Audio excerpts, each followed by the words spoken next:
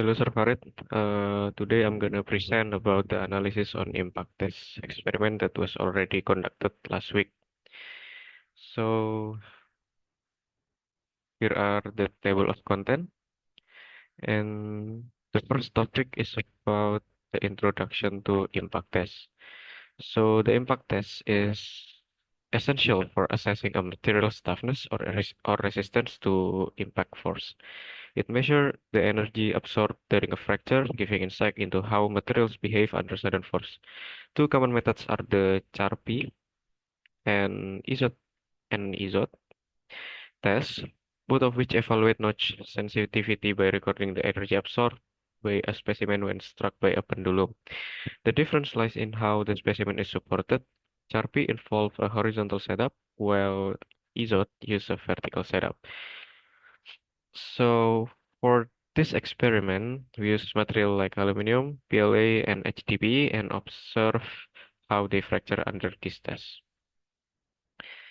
So the next one is the working procedure. So here are the working procedure. As you can see, the first thing that we conduct is measurement, then calibration, and then we do the observation using microscopic observation using the microscope, and the last is the data processing. And here are the experimental parameters for each specimen. So we tested three different materials, aluminum, PLA, and HDPE. The dimension and test parameters for this material are shown in this table, which provide a detailed breakdown of properties such as length, thickness, and notch depth. This parameter influence how much energy absorbed by each material during impact. For instance, aluminum had a length of 55 millimeter and absorb significantly more energy than the PLA and HDPE specimen, which were lower at 63.5 millimeter, but exhibit lower energy absorption. So the fourth part is about the analysis of the energy. So it is realized that there are two conditions that can occur during the impact test. The first condition here is the condition when the angle of the pendulum after impact reaches more than 90 degree and this part here is less than 90 degree from the center of the pendulum.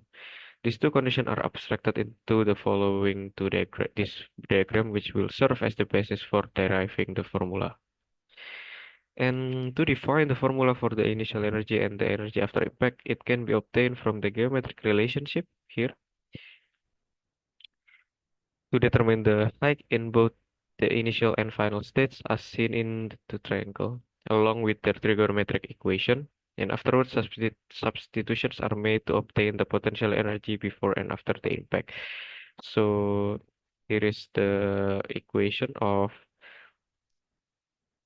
the potential energy before the impact and after the impact. And this is the equation of potential energy after the impact in the second condition.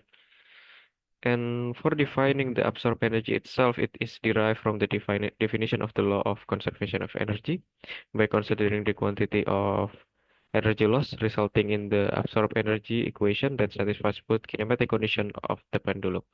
So here are the absorbed energy equation. This one for the first condition when the alpha or the angle after impact is greater than 90 degree, and here when the alpha or the angle after impact is less than 90 degree. So the next one is about the comparison of theoretical and actual value. So in this table, we compare the theoretical and absorbed energy with the actual absorbed energy recorded during the experiment.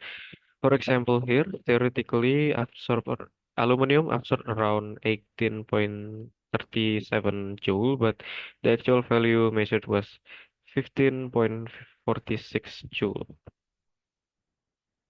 This discrepancy may arise due to factors such as machine loss or unaccounted variable during testing. Similarly, the theoretical and actual values for PLA and HDPE were also slightly different, emphasizing the importance of calibrating and fine-tuning the testing equipment. So The next one is about the notch sensitivity and necessity.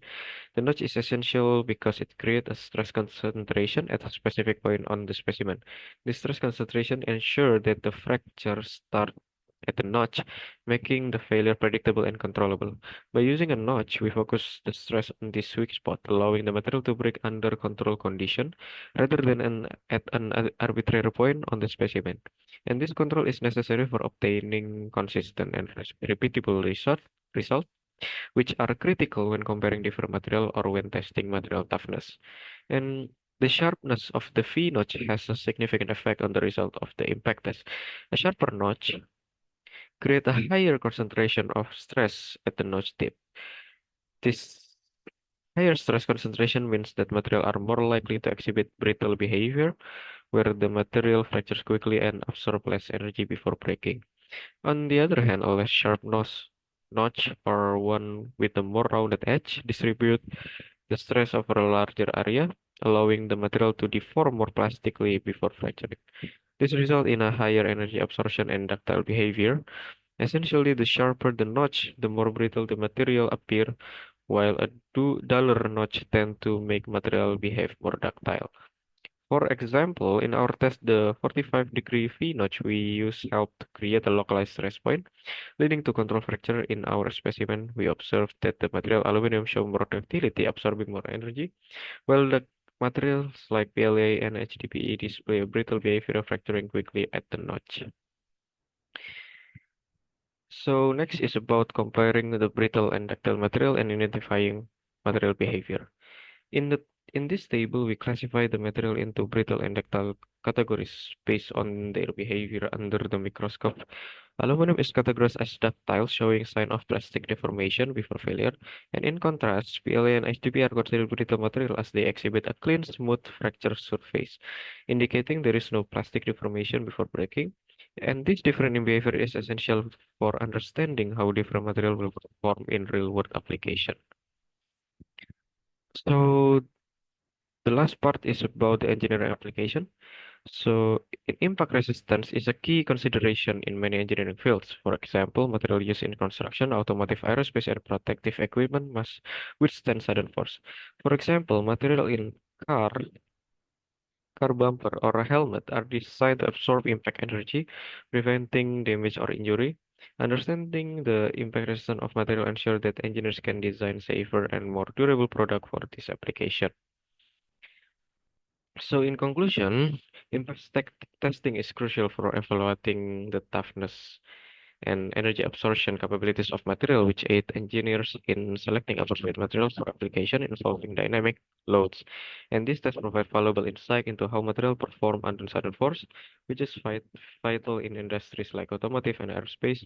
And the presence of notches in the test specimen was essential for simulating real-world stress concentration, and the sharpness of the notch significantly influenced whether the material behave in a brittle or ductile manner.